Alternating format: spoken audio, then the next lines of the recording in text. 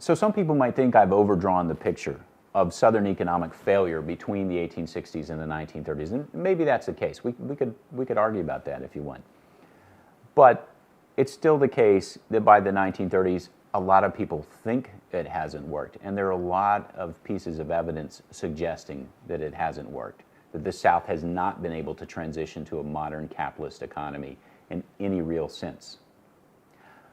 So then it's interesting to look at why. Why do people think it doesn't work? And there are a lot of answers available already by the early 20th century.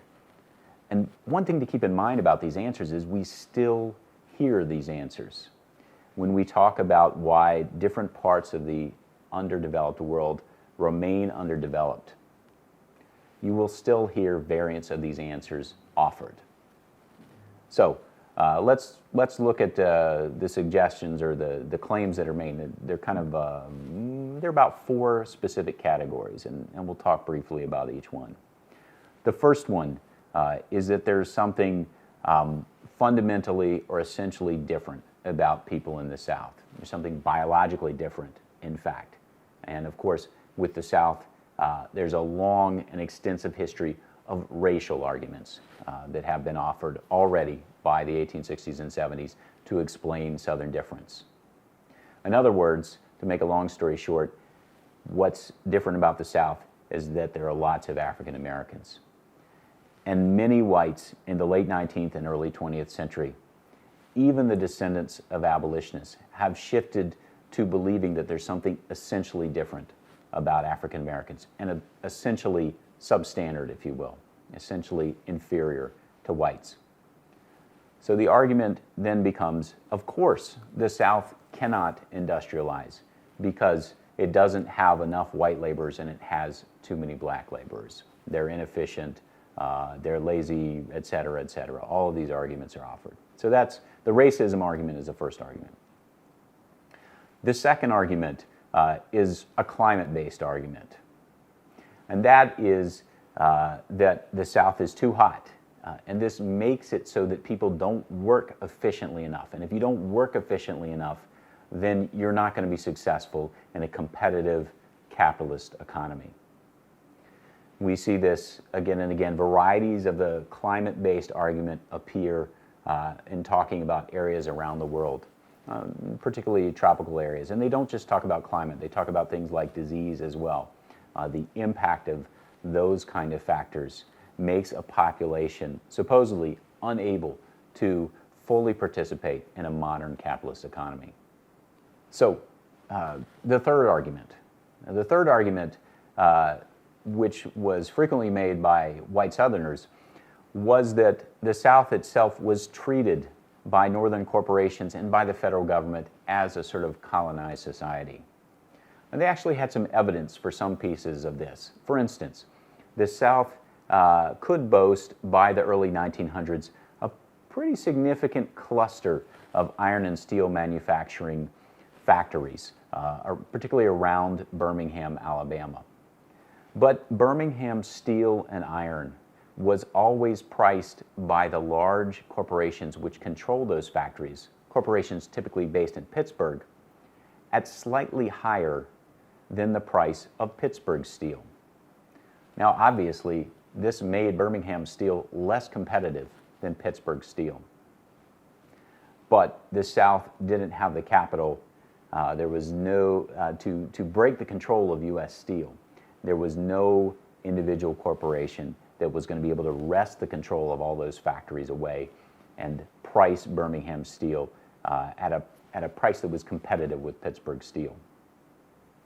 So the idea that unfair pricing practices, unfair trade policies, and things like that work disproportionately against the less politically powerful, less wealthy sectors of a national economy.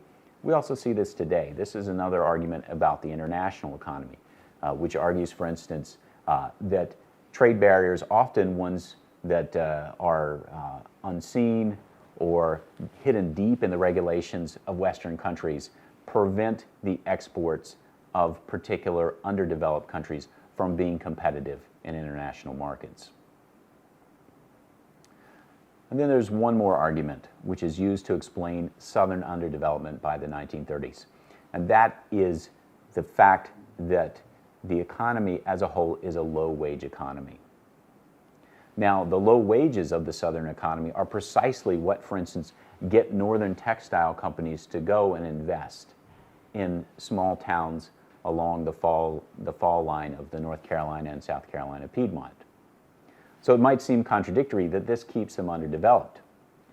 But the fact is that there aren't institutions in Southern society, like for instance labor unions or governments which are willing to protect the rights of workers, that help these workers to advocate for higher wages. And if they don't have higher wages, it's hard for them to consume a lot of locally produced goods.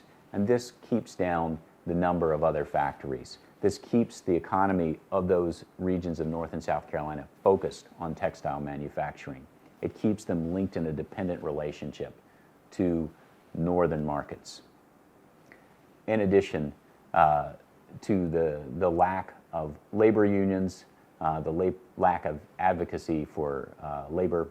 So as I said, we still see all these arguments today, especially when discussions about why inequality persists in the international economy come up.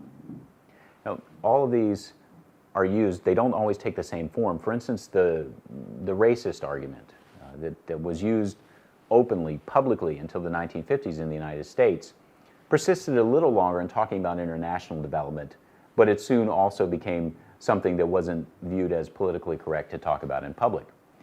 But when we hear people talking about cultural difference, we might want to think about whether or not this is just the racial argument in a different form.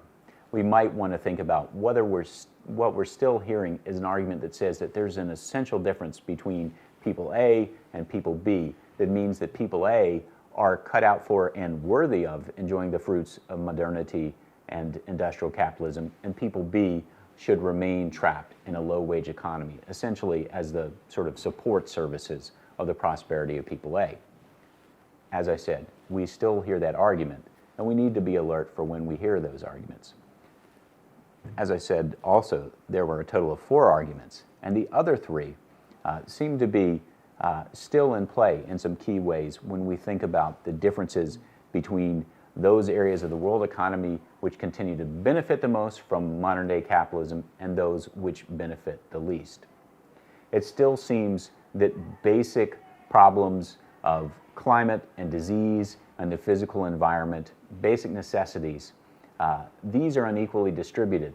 And the countries that have the least access to things like modern medical care and clean water seem also to be the countries where economic development has the slowest and most difficult time gaining traction. And this shouldn't be a surprise for us.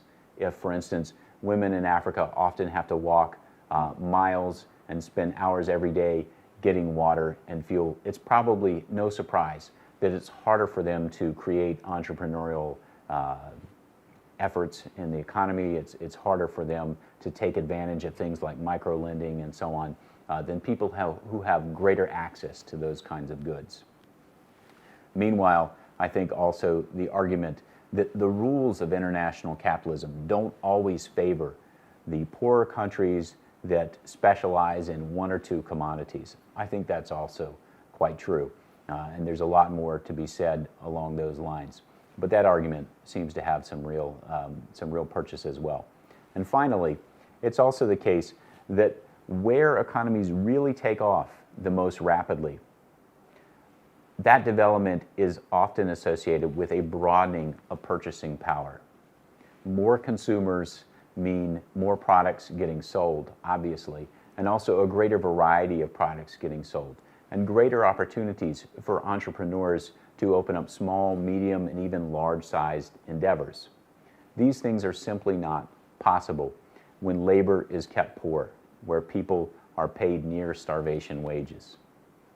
There are arguments that say that labor is getting properly priced in those kind of contexts, but in those cases, we could look at the third argument and ask, what is it in the international distribution of political power that allows these kinds of practices of keeping some people extremely low wage to persist? So all three of those arguments seem to be still effective, still relevant in contemporary circumstances, and that to me suggests that they might also have a lot to say in explaining why the South remained poor.